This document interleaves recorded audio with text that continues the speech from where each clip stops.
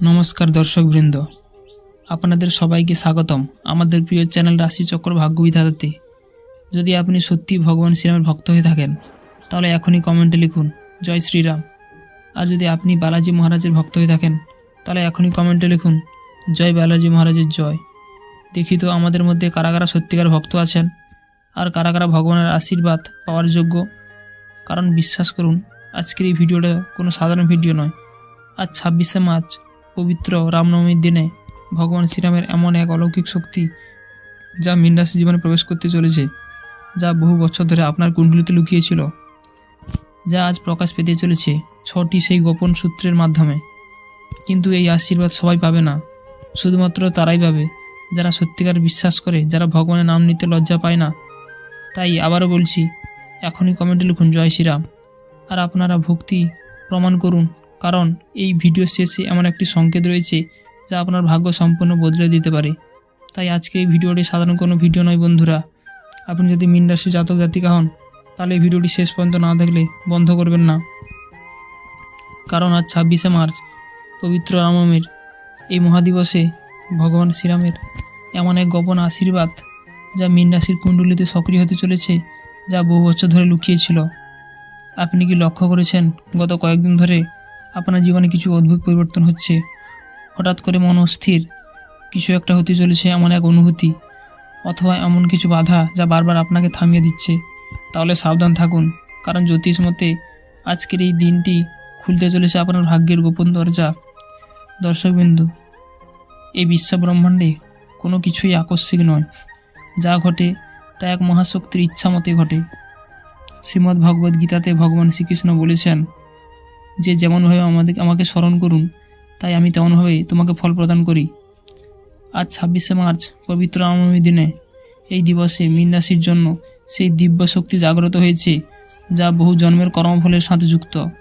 আপনি হয়তো ভাবছেন, কেন হঠাৎ জীবনে পরিবর্তন আসছে, কেন মনে অস্থিরতা, আবার কোথাও এক অদ্ভুত আশা?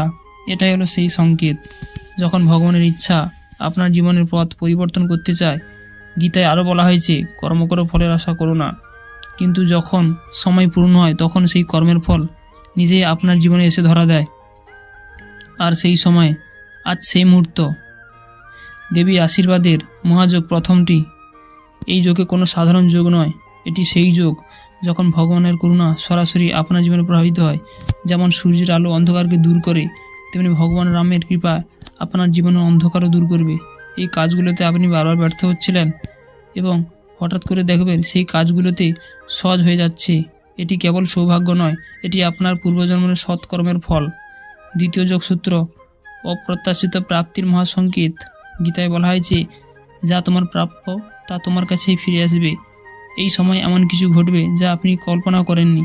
হয়তো হঠাৎ কোনো অর্থ লাভ, হয়তো কোনো সুসংবাদ, হয়তো এমন একটি সুযোগ যা আপনার জীবন বদলে দেবে।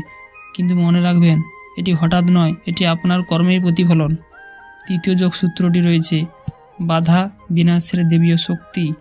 জীবনে যে বাধাগুলো আপনাকে আটকে রেখেছিল, আজ সেই বাধাগুলো একে একে ভেঙে পড়বে। যেমন ভগবান রাম অসুরদের বিনাশ করেছিল, তেমনি আপনার জীবনে নেতিবাচক শক্তি দূর হবে। মনের ভয় হতে পারে, সন্দেহ, অস্থিরতা সব ধীরে ধীরে বিলীন হয়ে যাবে। আপনি আবার নতুন করে শুরু করার শক্তি পাবেন। চতুর্থ বিষয়টি যোগসূত্র রয়েছে, ভাগ্যোদয়ের দ্বার উন্মোচন। এটি সেই সময় যখন আপনার ভাগ্যের চাকা ঘুরতে ধীরে ধীরে শুরু করছে। যে কাজগুলো একদিনে আটকে ছিল হঠাৎ এগিয়ে যাবে। যে দরজা বন্ধ ছিল আর সেই দরজা খুলে যাবে। গীতার ভাষায়, যখন ধর্ম প্রতিষ্ঠা হয় তখন অধর্ম নিজেই নষ্ট হয়ে যায়। আপনার জীবনে সেই ধর্ম প্রতিষ্ঠার সময় এসেছে। পঞ্চম যোগসূত্র, সম্পর্কে পূর্ণ জাগরণ এবং শান্তি বজায় রাখা। জীবনের সবচেয়ে বড় শক্তি হলো সম্পর্ক। এই সময় আপনার পরিবার, বন্ধু, প্রিয়জন সব সম্পর্ক নতুনভাবে গড়ে উঠবে। ভুল বোঝাবুঝি দূর হবে, হৃদয়ের দূরত্ব কমে যাবে। আপনি বুঝতে পারবেন ভালোবাসাই হলো সবচেয়ে বড় শক্তি। ষষ্ঠ যোগসূত্র অর্থাৎ সর্বশেষ, আত্মার জাগরণ ও ভক্তির শক্তি। এটাই সবচেয়ে শক্তিশালী যোগ। এই সময়ে আপনার ভিতরে যে আধ্যাত্মিক শক্তি জাগ্রত হবে, আপনি ভগবানের উপস্থিতি অনুভব করতে পারবেন। মনে এক অদ্ভুত শান্তি আসবে যা কোনো বস্তুগত জিনিস দিয়ে পাওয়া যায় না। গীতায় বলা হয়েছে যে আমাকে ভক্তি সহকারে স্মরণ করে আমি তার হৃদয়ে বাস করি। আপনার মধ্যে ভগবানের সেই শক্তি জাগ্রত হবে।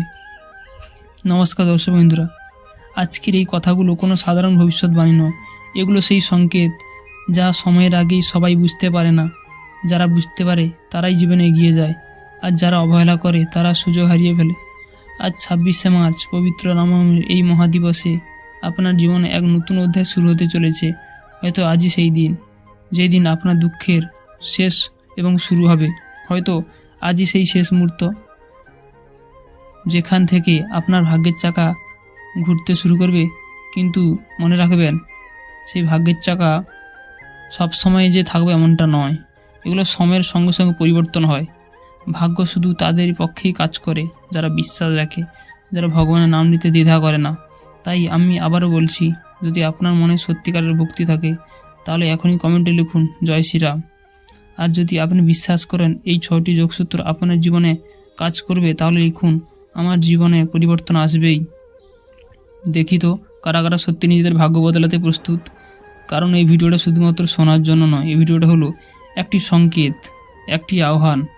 যারা এই আহ্বান গ্রহণ করবে তাদের জীবন বদলাতে বাধ্য, আর যারা উপেক্ষা করবে তারা আবার সেই একই জায়গায় থেকে যাবে।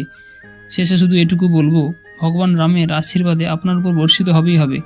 আপনার জীবনের প্রতিটি অন্ধকার দূর হবে, আপনার ঘরে আসবে সুখ শান্তি, এবং আপনার মনে থাকবে অবশ্যই সুখ সমৃদ্ধিতে ভরা।